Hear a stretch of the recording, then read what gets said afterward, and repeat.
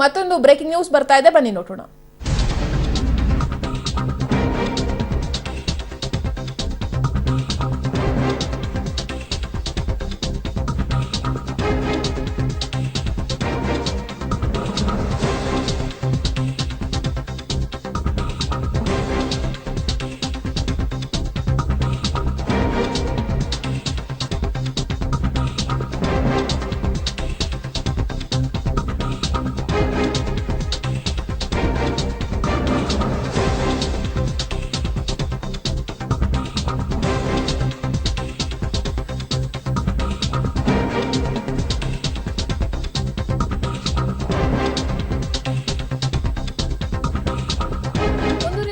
ಹೊಲಸು ರಾಜಕೀಯ ಅಂತಾನೆ ಹೇಳ್ಬೋದು. ಹೇಗ್ ಬೇಕೋ ಹಾಗೆ ಮಾತನಾಡ್ತಾರೆ. ಗಮನಿಸ್ತಾ ಇದ್ರೆ ಇನ್ ಮುಂದೆ ಹೆಣ ಹೊರುವ ಕೆಲಸವ ಡಿಕೆಶಿಯದ್ದು ಅಂತ ಹೇಳಿ ಶ್ರೀರಾಮುಲು ಹೇಳಿಕೆಯನ್ನ ಕೊಟ್ಟಿದ್ದಾರೆ.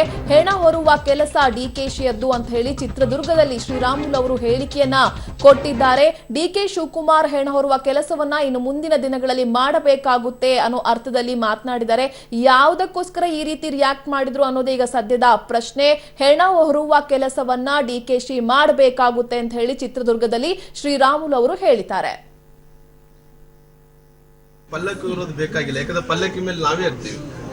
ಆ ಪಲ್ಲಕ್ಕಿ ನಮ್ಮ ಭಾರತೀಯ ಜನತಾ ಪಾರ್ಟಿ ಪಲ್ಲಕ್ಕಿಯನ್ನು ಡಿ ಕೆ ಶಿವಕುಮಾರ್ ಓರ್ಲೇಬೇಕು. ಯಾಕಂದ್ರೆ ಇನ್ನು ಮುಂದೆ ಕಾಂಗ್ರೆಸ್ ಪಕ್ಷ ಇಡೀ ದೇಶದಲ್ಲಿ ಹೆಣ ಆಗ್ತಾವ, ಸತ್ತೋಗ್ತಾವ.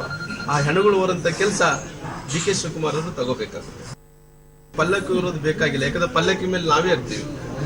ಆ ಪಲ್ಲಕ್ಕಿ ನಮ್ಮ ಭಾರತೀಯ ಜನತಾ ಪಾರ್ಟಿ ಪಲ್ಲಕ್ಕಿಯನ್ನು ಡಿ ಕೆ ಶಿವಕುಮಾರ್ ಓರ್ಲೇಬೇಕು. ಯಾಕಂದ್ರೆ ಇನ್ನು ಮುಂದೆ ಕಾಂಗ್ರೆಸ್ ಪಕ್ಷ ಇಡೀ ದೇಶದಲ್ಲಿ ಹೆಣ ಆಗ್ತಾವ, ಸತ್ತೋಗ್ತಾವ. ಆ ಹೆಣಗಳು ಓರಂತ ಕೆಲಸ ಡಿ ಕೆ ಶಿವಕುಮಾರ್ ಅವರು ತಗೋಬೇಕಾಗುತ್ತೆ. ಪಲ್ಲಕ್ಕಿ ಇರೋದು ಬೇಕಾಗಿಲ್ಲ, ಯಾಕಂದ್ರೆ ಪಲ್ಲಕ್ಕಿ ಮೇಲೆ ನಾವೇ ಇರ್ತೀವಿ. ಆ ಪಲ್ಲಕ್ಕಿ ನಮ್ಮ ಭಾರತೀಯ ಜನತಾ ಪಾರ್ಟಿ ಪಲ್ಲಕ್ಕಿಯನ್ನು ಡಿ ಕೆ ಶಿವಕುಮಾರ್ ಓರ್ಲೇಬೇಕು. ಯಾಕಂದ್ರೆ ಇನ್ನು ಮುಂದೆ ಕಾಂಗ್ರೆಸ್ ಪಕ್ಷ ಇಡೀ ದೇಶದಲ್ಲಿ ಹೆಣ ಆಗ್ತಾವ, ಸತ್ತೋಗ್ತಾವ. ಆ ಹೆಣಗಳು ಓರಂತ ಕೆಲಸ ಡಿ ಕೆ ಶಿವಕುಮಾರ್ ಅವರು ತಗೋಬೇಕಾಗುತ್ತೆ. ಪಲ್ಲಕ್ಕಿ ಮೇಲೆ ನಾವು ಬಿಜೆಪಿಗರು ಇರ್ತೀವಿ. ಈ ಬಾರಿ ಲೋಕಸಭಾ ಎಲೆಕ್ಷನ್ ನಲ್ಲಿ ಕಾಂಗ್ರೆಸ್ ಕಂಪ್ಲೀಟ್ ಆಗಿ ಹೆಣವಾಗ್ಬಿಡುತ್ತೆ. ಆ ಹೆಣವನ್ನ ಹೊರುವಂತ ಕೆಲಸವನ್ನ ಡಿಕೆಶಿ ಮಾಡಬೇಕಾಗುತ್ತೆ. ಪಲ್ಲಕ್ಕಿಯ ಮೇಲೆ ನಾವು ಕೂತಿರ್ತೀವಿ ಅಂತ ಹೇಳಿ ಚಿತ್ರದುರ್ಗದಲ್ಲಿ ಶ್ರೀರಾಮುಲು ಹೇಳಿಕೆಯನ್ನ ಕೊಟ್ಟಿದ್ದಾರೆ.